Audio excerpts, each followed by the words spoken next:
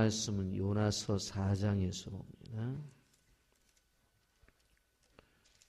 요나서 4장 1절부터 11절의 말씀. 요나서 4장 1절부터 11절까지 교독하십니다. 요나가 매우 싫어하고 성내며 여호와께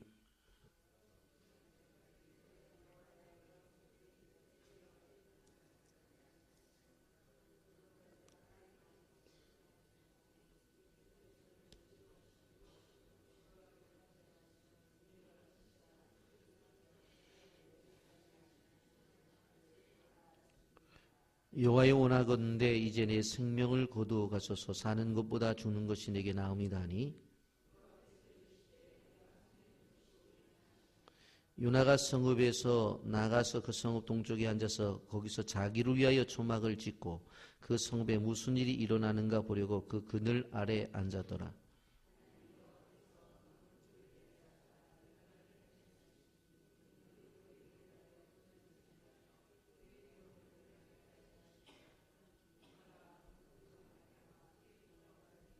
하나님이 벌레를 예비하사 이튿날 새벽에 그 박넝쿨을 갉아먹게 하심에 시드니라.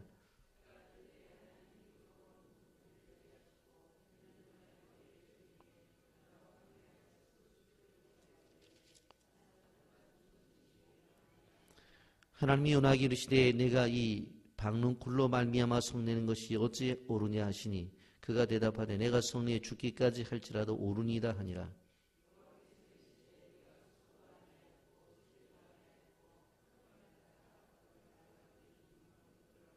함께 봅니다. 하물며 이 큰 성읍 니느웨에는 좌우를 분별하지 못하는 자가 12만 명이요 가축도 많이 있나니 내가 어찌 아끼지 아니하겠느냐 하시니라. 아멘. 여러분, 지존파라고 하는 사람들을 기억하실 겁니다. 무고한 사람들을 붙잡아다가 자기의 아파트 지하에 가두고 나중에 불태워 죽인 그러한 잔인한 살인범들이었습니다. 그런데 그 사람들이 마지막에는 예수님 믿고 찬송을 부르며 하나님 나라로 가게 되어지는데 그들에게 복음을 전한 분들이 계셨습니다. 모교의 집사님들이 이 사실을 알고 그들에게 복음을 전해야 되겠다 하고 담임 목사님을 찾아왔었을 때에 목사님이 마음이 유쾌하지 않았다고 합니다. 아니, 전도할 사람들이 주변에 얼마나 많은데 사회에서 어떻게 그렇게 지탄을 받는 사람들을 전도를 하려고 하는가. 근데 목사 입장 속에서 집사님들이 전도하겠다고 할 때에 그 사람들 그렇게 큰 죄 지었으니까 놔두고 다른 사람 전도하라고 그렇게 말할 수가 없어서 하시라고 그렇게 했는데 그들의 정성어린 헌신을 통해서 나중에 그들이 예수를 믿게 되는 것입니다. 여러분, 우리는 좀 공감한다라고 하는 생각을 갖는 것은 우리가 복음을 전한다고 했었을 때에 우리가 대상을 우리의 판단에 의해서 결정을 할 때가 있습니다. 우리나라 사람들이 세계에 복음을 전하는 선교사들을 사실 미국 다음으로 많이 파송을 한다고 하지만 복음에 대해서 마음이 선뜻 내키지 않는 사람들이 있습니다. 그것이 바로 일본 사람들입니다. 일본 선교사들이 가장 힘들어하는 이유는 뭐냐면 아무리 사역 보고를 하고 필요하다고 해도 별로 한국 사람들의 마음속에 일본 사람들에 대한 어떤 복음을 전하는 일에 있어서 마음이 그렇게 열리지 않는다라고 하는 것입니다. 요즘 무슬림들에 대한 전도도 마찬가지입니다. 무슬림이라고 하면 이슬람교를 믿는 사람들을 가리켜서 무슬림이라고 그렇게 말하는데 그들이 폭탄 테러라든가 자살 테러 이런 부정적인 것들이 많이 나오기 때문에 그들에게 복음을 전하는 일들에 있어서도 그렇게 마음이 열리지 않습니다. 모습도 이상합니다. 얼굴에 쓰는 두건 히잡이라고 그렇게 말을 하고, 그리고 발이 길게 내려 입은 망토 같은 것들을 우리는 차도르라고 하는데, 이런 것을 뒤집어 쓰고 있는 것을 보면 겨울도 아니고 저 땡볕에 왜 저러고 다니나, 그런 생각을 가지게 됩니다. 사실 무슬림도 보게 되어지면 과격한 무슬림들이 전체 5% 미만이 됩니다. 그래서 사실 대다수의 무슬림들은 평범하고 평화를 사랑합니다. 오히려 지금 세계 무슬림을 보면서 선교적 관점 속에서 보면 오히려 극렬 무슬림들에게 쫓겨서 온전한 무슬림들이 자기 나라에 쫓겨나는 입장입니다. 근데 사실 그 사람들을 받아들이는 것은 서방의 기독교 국가이기 때문에 와서 예수를 믿는 사람들이 많아진다고 하는 이야기들을 듣게 됩니다.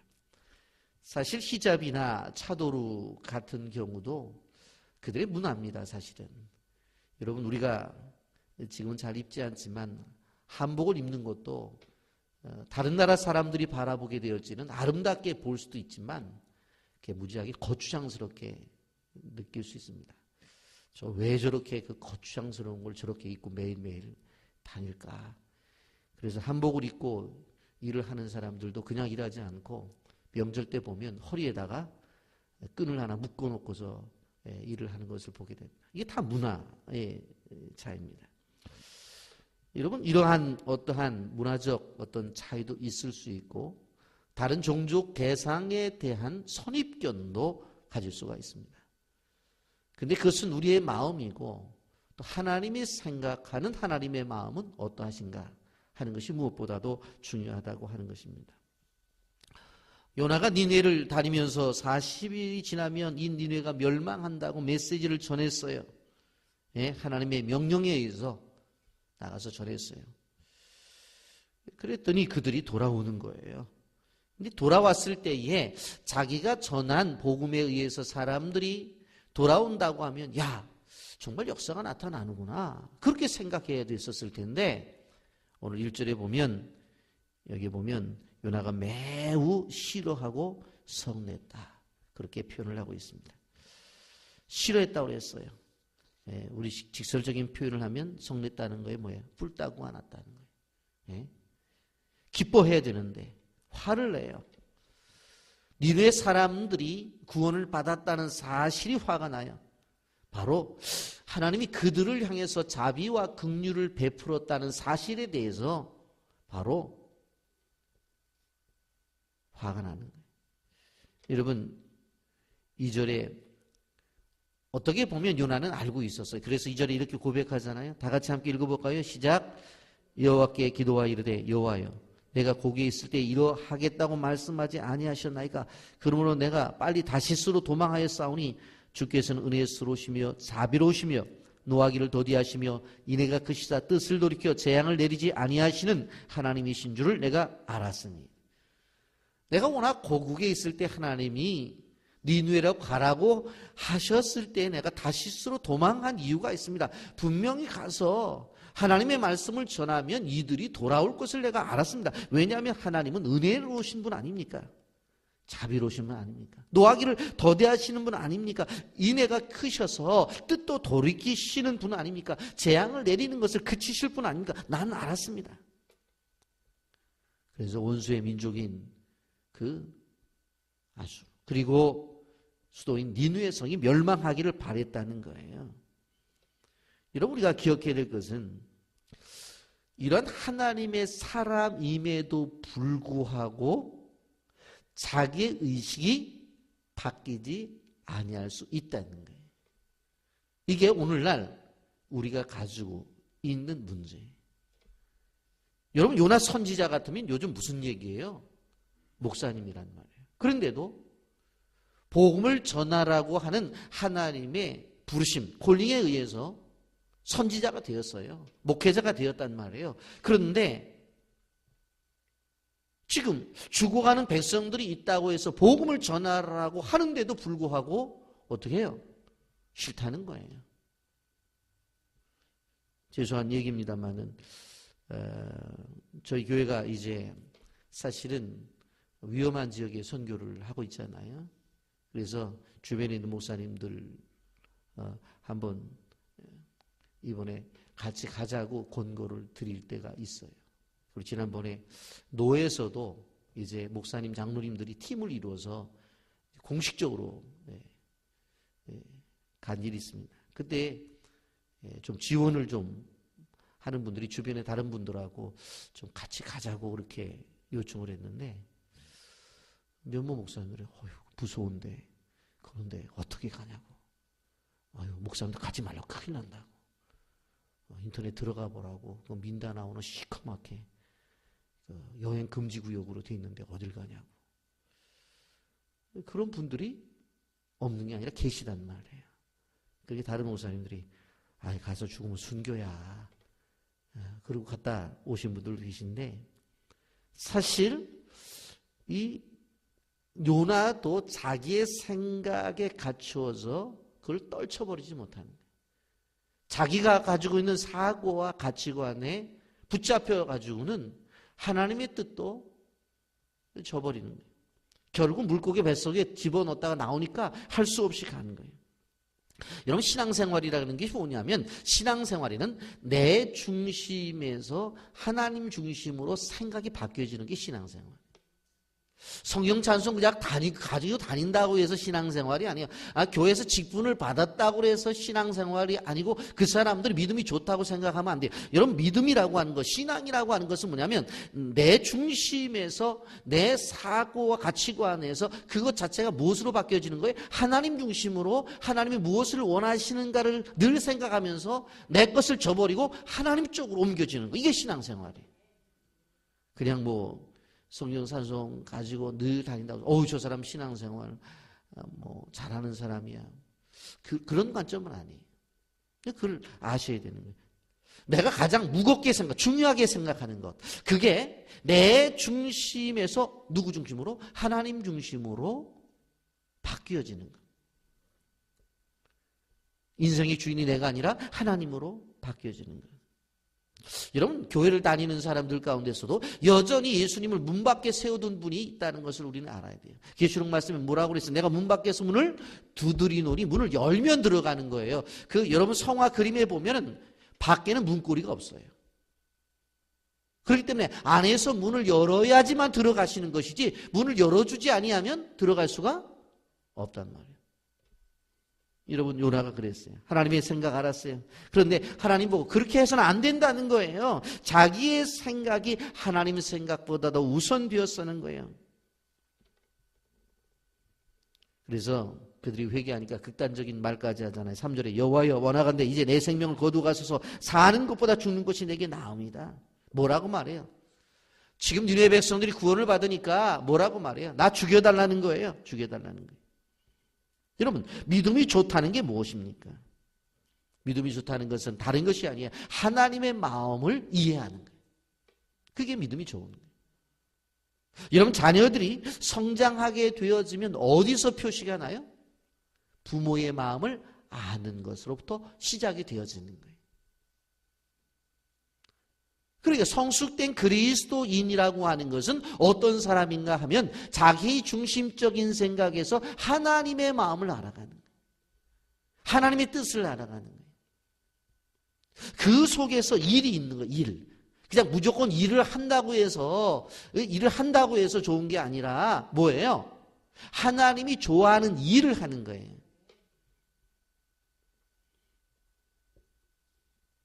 구신복은 노인 부모님을 모시고 사는 자식이 동해안에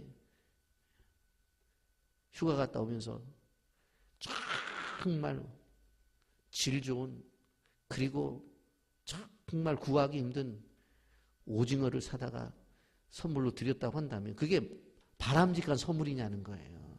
물론 질 좋은 거 맞아요. 정말 구하기 힘든 아주 정말 어부들도 말을 해요. 이 오징어는 잡기 힘든 오징어라고. 그래서 값이 비싸다고. 그래서 최고의 값을 주고 사서 구신 먹은 노인 부모님한테 갖다 드렸어요. 그건 효도가 아니에요. 남아있는 틀니마저도 빼라는 얘기죠. 여러분 그냥 무조건 교회 다니고 열심을 낸다고 그래서 그게 충성이 아니라 아버지의 마음을 알고 지금 아버지가 원하는 것이 무엇인가를 알고 그 부분에 헌신을 해야 그게 바로 진정한 헌신이에요. 여러분 요나서를 볼 때 뭡니까? 바로 복음 증거예요. 선도의 헌신이에요. 선교가 헌신이에요.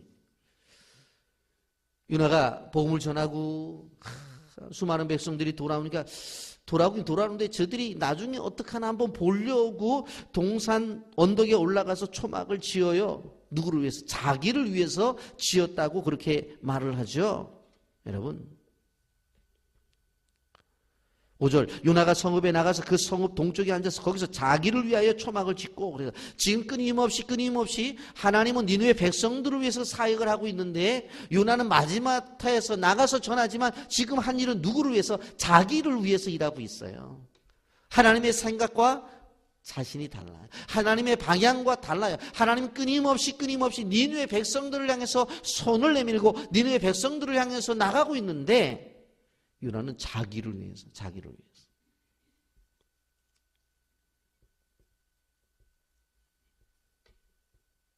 그래서 그늘 아래 앉아요. 그때 하나님께서 박노크를 예비하사 요나를 가리게 하지 않아요. 그러므로 시원함을 느끼는 거예요. 그런데 하나님이 벌레 하나를 준비하셔갖고 이튿날 새벽에 박노크를 갉아먹게 해요. 시들어버렸어요. 태양이 내렸죠. 견딜 수가 없어요. 화를 내죠.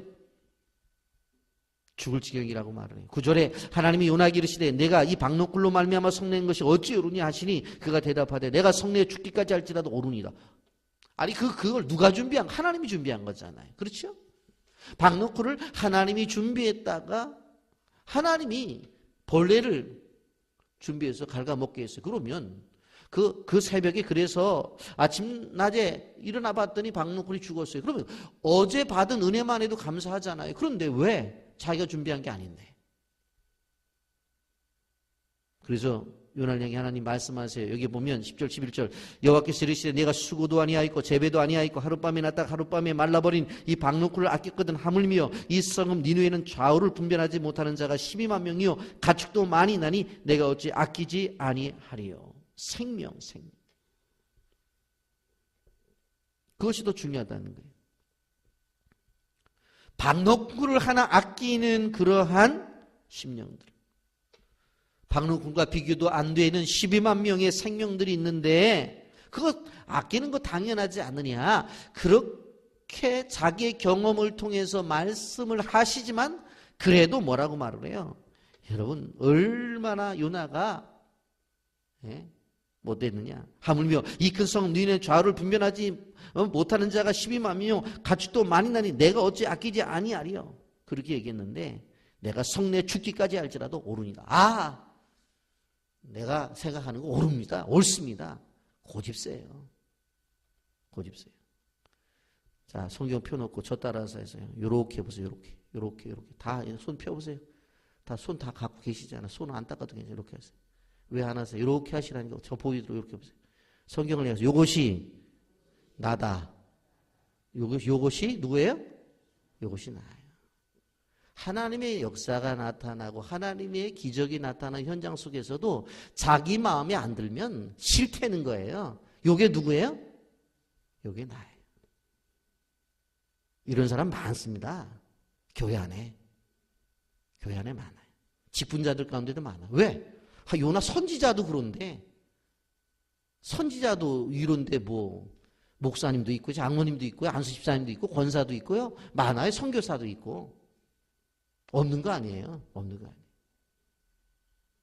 이것이 누구예요? 나예요. 1185년 최초로 언더우드 선교사 아벤셀러 선교사가 조선 땅을 밟죠. 그중에 언더우드 선교사는 총각으로 이 땅에 옵니다. 조선 땅에 와서 몇 년 후에 결혼을 하게 되어졌는데 그때 처녀 선교사로 왔던 홀튼이라고 하는 선교사와 결혼을 합니다. 왜냐하면 홀튼 선교사는 의로 선교사였어요. 그런데 당시의 사람들은 바로 서양인들이 어떤 사람들이냐? 사람을 잡아먹는다고 그랬어요. 그리고 사람의 눈을 빼가지고 안경을 만든다고 했어요. 생각해 보니까 안경이란 것을 쓰면은 앞이 보인단 말이야. 안 보이는 눈이. 그러니까 아마 사람 눈을 빼갖고 만들었다. 그런 루머가 있었어요. 그래가지고는 선교사들이 지나갈 때 돌을 던지고 막 욕을 하고 그랬어요. 그러니 처녀 선교사인 홀턴이 얼마나 위험해요. 그래서 병원에 출퇴근할 때 바로 이 언더우드 선교사가 병원까지 출퇴근을 시켜줬어요. 조랑말을 태우고. 그래 둘이 좋아갖고 결혼을 했어요. 그러면서 교회와 학교와 병원들을 세워요. 한국에 큰일을 하죠. 여러분, 왜 이것이 가능했어요? 하나님의 마음을 품었기 때문에. 그 이 땅에 왔던 거예요. 여러분, 하나님의 마음을 품는 것이 선교라고 하는 것을 우리는 기억해야 되는 것입니다. 우리의 사명이 무엇입니까? 오늘 이 주인공인 요나는 오래전에 팔레스틴에 살다가 하나님의 말씀을 거역하고 또 붙잡혀서 가서 복음을 전했던 한 사람의 모습이 아니라 자신의 모습이고 이 땅의 성도들의 모습이에요. 여러분, 물고기 뱃속에서 구원을 얻었을 때도 그는 기뻐했다는 말이 없어요. 말씀을 전했을 때도 기뻐했다는 말이 없어요. 니느웨 백성들이 돌아왔을 때도 기뻐했다는 말이 없어요. 단순히 기뻐했던 것이 무엇입니까? 방명꾼 하나가 준비되었을 때 기뻐했다고 하는 것입니다. 여러분, 6절에 보면 하나님이 여호와께서 방명꾼을 예비하사 요나를 가리게 하셨으니 이는 그의 머리를 위하여 그늘이 지게 하며 그의 괴로움을 면하게 하려 하심이었더라. 요나가 방명꾼로 말미암아 크게 기뻐하였다. 그의 머리를 그늘이 지게 하고 그의 괴로움을 면하게 했어요. 요나가 방명꾼로 말미암아. 자신만을 생각하는 사람, 자신만. 우리가 무엇을 행해서 기뻐하는 줄 알아야 돼요. 무엇 때문에 행복하는 줄 알아야 돼요. 우리가 실천해야 될 것은 선교란 말입니다. 가든지 보내든지 해야 돼요. 이것이 주님의 마음을 품는 사람의 모습이어야 돼요. 그런데 내가 지금 얼마나 어려운 줄 알아? 얼마나 힘든 줄 알아? 그런데 무슨 선교야? 여러분, 근데 중요한 것은 무엇인가 하면 없다고 못하는 것이 아니라 있다고 하는 것이 아닙니다. 사람의 마음속에 무엇이 중요하냐에 따라서 사람은 결정을 하는 거예요. 거기에 우선순위가 나오는 거예요. 아무리 힘들어도 병이 나면 병원 가고요. 아무리 어려워도 자식이 공부해야 된다고 하면 공부를 시키는 것이 부모의 모습인 것입니다. 여러분, 우리는 기억해야 돼요. 마태복음 6장 33절에 이렇게 말했어요. 너희는 먼저 그의 나라와 그의 의를 구하라. 그리하면 너희에게 모든 것을 더하리라. 그렇게 말씀하고 있는 것을 바라보게 되어집니다. 하나님 나라를 우선하고 하나님의 뜻을 우선하고 하나님의 교회를 우선하는 것이 하나님이 원하는 믿음의 생활이에요. 이것이 공격적인 신앙생활이에요. 요나처럼 박너쿨에 얽매여 살지 마세요. 어느 한순간에 다 사라져 버릴 겁니다. 지금은 시원하게 만들어요. 지금은 나의 머리 위에서 나를 시원하게 만들어줘요. 그런데 중요한 것은 그것은 없어질 거예요. 그거 붙잡고 있다가 나중에 후회한다고 하는 것. 기억하시고 하나님의 마음을 품는 믿음의 종들이 되기를 예수님의 이름으로 축복합니다. 아멘. 거룩하신 하나님 아버지님과 사랑